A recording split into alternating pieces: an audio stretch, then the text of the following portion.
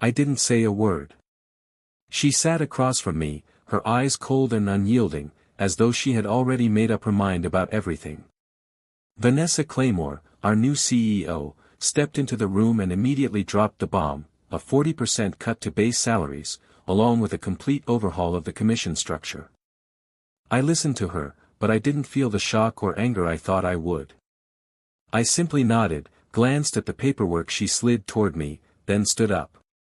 I extended my hand for a handshake, something she wasn't expecting. She probably anticipated a reaction, maybe an argument, even pleading, but I just walked out in silence.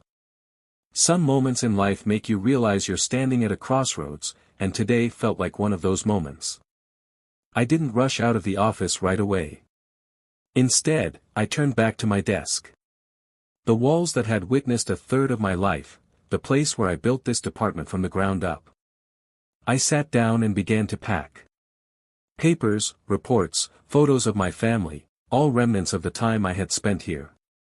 As I sorted through the papers on my desk, I came across a small wooden box buried under the clutter. I had almost forgotten about it. Gently, I opened it, revealing a silver pen and a yellowed letter. It was from Frank Donnelly, the purchasing director at Weston Commercial, one of our largest accounts. As I skimmed the letter, I could feel the sincerity in every word.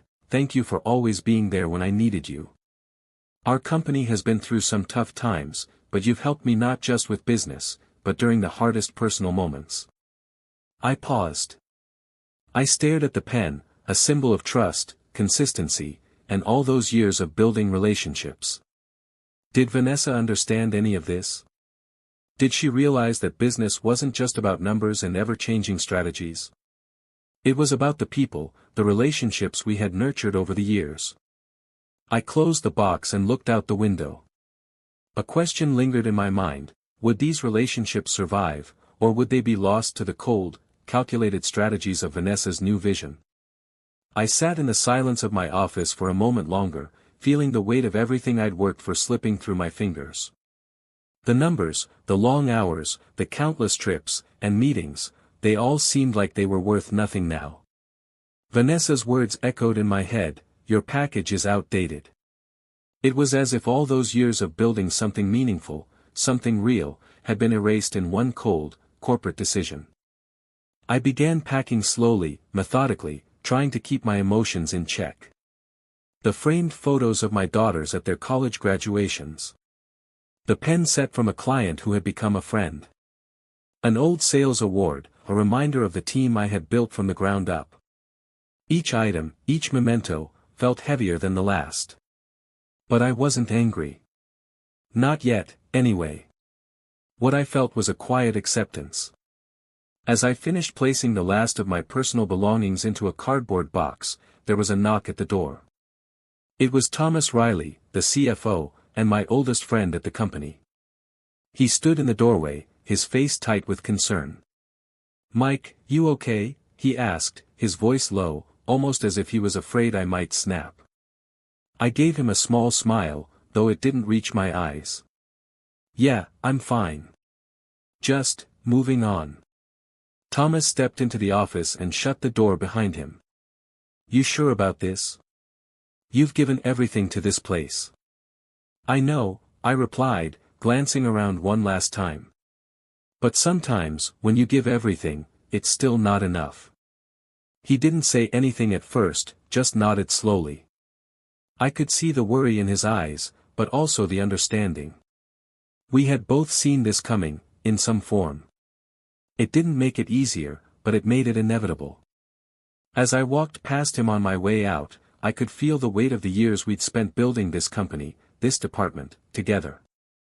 I knew Thomas felt it too. But there was nothing left to say. The business had changed, and not for the better. When I reached the parking lot, I didn't slam the car door or peel out of there like I'd seen in movies. I just placed the box in the trunk, adjusted the rearview mirror, and drove off. The hum of the engine was the only sound. No dramatic goodbyes. No final showdowns. Just the quiet hum of what was once home, now behind me. But as I drove, I couldn't help but think of the one thing that kept me going, the relationships. The real work had always been in the relationships, not the transactions. And no corporate restructure, no matter how sharp or efficient, could change that. The thought gave me a small sense of peace. Still, something lingered. Was Vanessa really prepared for what was about to come? Would she realize too late that relationships couldn't be replaced so easily? Only time would tell. But for now, I was ready to turn the page. It didn't take long for the first signs of trouble to show. A week after I left Carter & Company, I was settling into my new role at Pinnacle Supply Group, a company eager to expand its reach in the industry. But something kept nagging at me, a sense that I had left something unfinished, something that hadn't been properly closed. And that something was the clients I had built relationships with over the past 15 years. At first, it seemed like a simple thing. I had moved on, and they would move on, too. But it wasn't that easy. I started receiving calls from familiar voices, old clients who had once been more than just business partners. They were friends, people I'd shared meals with, gone on golf trips with, helped through their personal and professional crises. And now, they were reaching out to me, expressing concerns about what was happening at Carter & Company. "Mike, I'm hearing things. Is it true? Are you really gone from there?" Frank Donnelly was the first to call. Frank was the purchasing director at Weston Commercial, and we'd been through a lot together over the years. I let out a breath, trying to keep my voice neutral. "Yeah, Frank. It's true. I'm no longer with them." The tension was palpable over the phone. "We're hearing they're changing everything. They're talking about restructuring how we do business with them. It's a mess." I knew exactly what he was referring to. Vanessa had already started implementing changes, eliminating personal touch points, cutting out the very thing that had kept our clients loyal for so long. All the years of me working directly with Frank, understanding the nuances of his business, anticipating his needs before he even had to ask, it was all at risk. Vanessa's plan was simple: cut costs, streamline everything, automate. She had no idea what she was about to do. To her, the human side of business was unnecessary. It was all about numbers. Over the next few days, I received several more calls. From clients I had worked with for years. Clients I had helped through 2 economic downturns, customers who had followed me through thick and thin, always trusting my word and my judgment. They were all wondering the same thing: is this new strategy really what's best for us, Mike?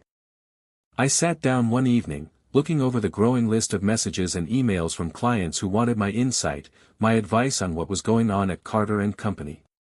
Vanessa's restructuring was causing waves, and no one seemed to be happy about it.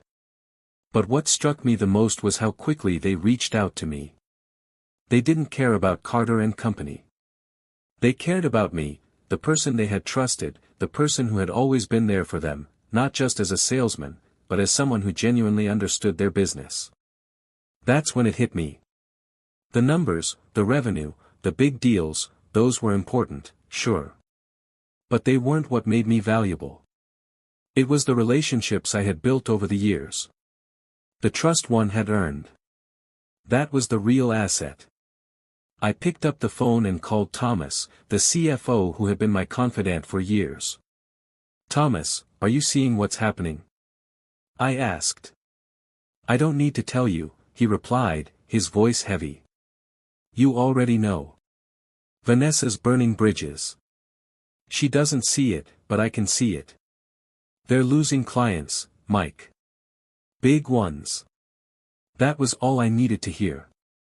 The thought of those clients, people like Frank, Harold Lang from Northwell Construction, and others, drifting away because of Vanessa's cold, impersonal approach was too much. I wasn't about to sit by and let that happen. These were my relationships, and I wasn't going to watch them fall apart without doing something about it. I made up my mind. I wasn't going to let go of what I had spent 15 years building. If Carter & Company couldn't see the value of those relationships, then it was time to protect them, and it was time to make sure those clients had a choice. I needed to find a way to continue to serve them, even if it meant stepping away from the company for good. So, I started reaching out, quietly at first, to gauge interest. I wasn't trying to steal anyone away. I was offering something they couldn't get from Vanessa's new system: trust, personal service, the kind of partnership that went beyond a simple business transaction. Because I knew that, in the end, it wasn't the products that kept them coming back. It was me. As the days went by at Pinnacle Supply Group, I focused on settling into my new role, trying to avoid the temptation of looking back. The company was growing, eager to expand its reach in the industry, and I was eager to contribute. But no matter how hard I tried to keep my mind off Carter and Company, I couldn't ignore the feeling that something was pulling me back. Then it started. Slowly at first. One by one, the phone calls came in. "Mike, is it true you're with Pinnacle now?" It was Harold Lang, the CEO of Northwell Construction. I had helped him through 2 major projects over the years, and we had built a friendship along the way. "Yeah, Harold," I said, trying to keep my tone casual. "I'm with Pinnacle now. What's going on?" He paused for a moment before speaking. "We heard some things about the new direction at Carter and Company and, well, let's just say we're not too thrilled. The changes aren't sitting right with us. I'd like to talk more." The call ended with no promises, but I knew exactly what was going on. He wasn't asking me to pitch anything. He was simply reaching out because he trusted me, and he wasn't the only one. Over the next few days, I received more calls, each one from a client I had worked with over the years. They weren't reaching out to ask for discounts or the latest products. They were calling because the new changes at Carter and Company, Vanessa's automated approach, just didn't feel right to them. I hadn't made any effort to poach these clients. But one thing was clear: they missed the personal touch, the human connection that I had always provided. I had spent years understanding their businesses, anticipating their needs, and solving problems before they even knew they had them. Vanessa's changes, no matter how efficient they seemed, couldn't replicate that kind of loyalty. It wasn't long before the first one signed on with Pinnacle. Then another, and another. They came to me because, at the end of the day, what we had built together wasn't just business. It was trust. And that's when I realized something that should have been obvious all along: it wasn't about the product, the pricing, or the latest strategy. It was about the people. And as long as I stayed true to that, I knew I had a future. The weeks that followed were a blur of deals, calls, and new opportunities, but I couldn't ignore the growing tension back at Carter and Company. Word had gotten out that clients were leaving, and the company was beginning to feel the weight of its new, impersonal approach. The ones who had stayed loyal for years were now questioning their decisions. The shift in power, the shift in strategy, was having consequences Vanessa hadn't anticipated. It didn't take long before I got a call from her. I had been expecting it, but that didn't make it any easier to handle. "Michael," Vanessa's voice was sharp, devoid of the professional veneer she usually put on. "We need to talk." I leaned back in my chair, letting her words sink in. "I'm listening." "We've been getting reports," she continued, her voice tense, "that several of our major clients have been speaking with you. I need you to understand that these relationships belong to Carter and Company. You're violating the terms of your separation agreement." I kept my tone calm, not giving her the satisfaction of hearing any hint of nervousness. "I'm not violating anything. I'm maintaining relationships. Nothing more." Her silence on the other end of the line was thick with frustration. "These aren't just relationships, Michael. You know what you're doing. You're actively steering business away from us." I paused for a moment, collecting my thoughts. "Vanessa, you're missing the point. It's not about taking business away. It's about trust. Something you clearly don't understand." Her voice hardened. "I'll remind you of the legal terms. Your non-compete prohibits you from soliciting our clients. If you don't stop this, I'll make sure there are consequences." A chill ran through me as I realized what she was trying to do. She wasn't interested in fixing things or learning from the mistakes she'd made, she was looking to control the situation with threats and intimidation. But I wasn't going to back down. "I'm not soliciting anyone," I said firmly. "These clients are reaching out to me because they trust me. You can't threaten that. And I'm not breaking any contract." Vanessa's voice grew even colder. "Don't make this harder for yourself, Michael. I can make your life very difficult." I felt a surge of frustration, but I refused to let it show. "You're already doing that, Vanessa. But I'm not afraid of you." The call ended, but the tension in the air didn't dissipate. I knew this was only the beginning. Vanessa wasn't going to stop. She had too much to lose, and now she saw me as the enemy. I spent the rest of the day processing what had happened. I wasn't just defending my position. I was defending everything I had built over the years. The relationships that meant something. I wasn't going to let her tear that down. The next day, as I continued to work with the clients who had started to move to Pinnacle, I knew there was only one thing left for me to do: prove that my way was the right way. And I wasn't going to back down just because Vanessa was playing dirty. I wasn't in this for the short term. I had built something much more valuable than a business model. It was trust. And that was something no one could take away from me. The tension that had been building between Vanessa and me reached a boiling point. Her threats over the phone had left me rattled, but I knew that I couldn't just let her dictate how things would play out. If she thought I'd back off because of her legal threats, she was sorely mistaken. The more I thought about it, the more I realized that I needed to be certain about where I stood legally. She wasn't going to scare me into backing down. I spent the next evening digging through the pile of paperwork I had kept from my time at Carter & Company, particularly the documents related to my separation agreement. I knew that there had to be a clause in there regarding the non-compete agreement, but I hadn't looked at it in detail since I left the company. Vanessa had made it sound like I was on the verge of a legal nightmare, but I needed to see for myself if that was really the case. As I sifted through the pages, my eyes landed on the non-compete clause. I read through it carefully, each word sinking in as I realized something that should have been obvious. The agreement only applied to Carter & Company's products, not the clients themselves. The contract specifically stated that I couldn't sell Carter & Company products for 6 months, but it made no mention of anything preventing me from maintaining relationships or working with the clients I had built over the years. I leaned back in my chair, a small grin spreading across my face. The weight that had been hanging over me suddenly lifted.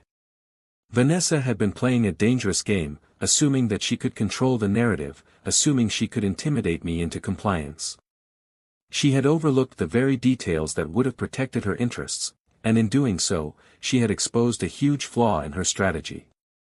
I felt a sense of satisfaction that I hadn't expected. This wasn't about winning a petty battle. It was about proving that I had been right all along. That the relationships I had cultivated weren't just valuable, they were irreplaceable. And no matter how much Vanessa tried to downplay them, no matter how much she disregarded the human side of the business, the truth was that those connections couldn't be severed by a contract or a corporate restructure. As I put the paperwork down and sat back in my chair, I couldn't help but feel a sense of vindication. Not only had I retained the trust of my clients, but I had also managed to stay on the right side of the law. I wasn't the one who had miscalculated. Vanessa had. The next morning, I called my lawyer to confirm everything. After discussing the details, he agreed with my assessment. I wasn't in breach of any agreement. With that confirmation, I felt even more empowered.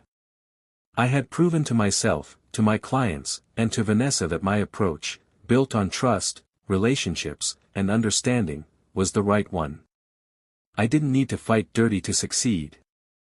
I just needed to stay true to the principles that had brought me this far.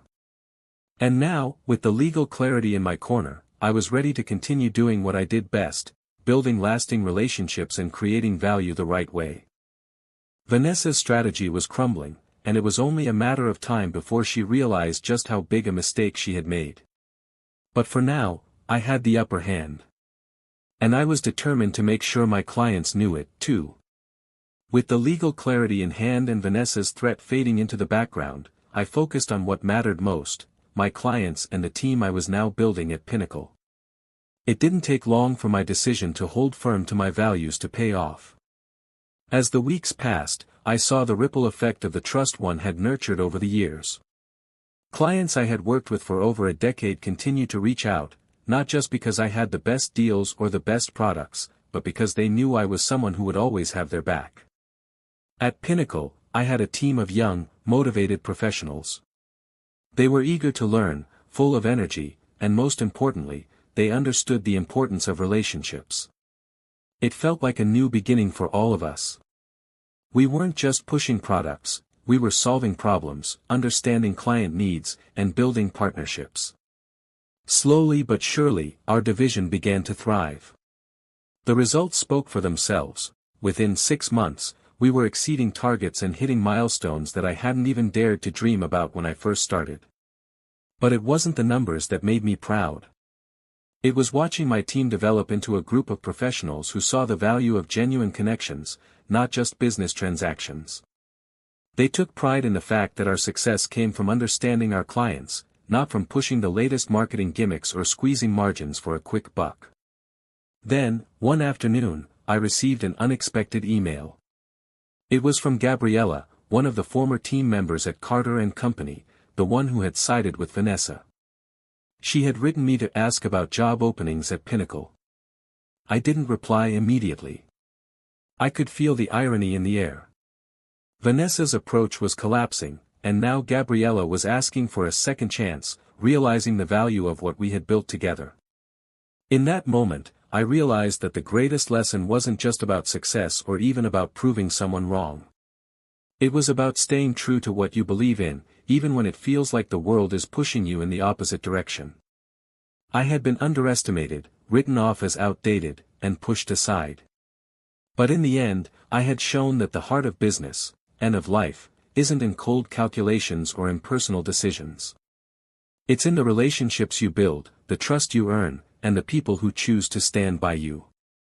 As the team celebrated our latest victory, a multi-million-dollar deal that cemented Pinnacle's place as a key player, I couldn't help but reflect on everything that had led me here. It wasn't the sleek strategies or corporate jargon that had gotten us here. It was the belief in building something that lasted. We had done it the right way. And that was the greatest victory of all. The lesson was simple, yet profound. In business, you can be undervalued, overlooked, and even dismissed. But true success lies in the relationships you nurture, because in the end, they're what carry you through the toughest challenges and ensure you stay standing when the dust settles.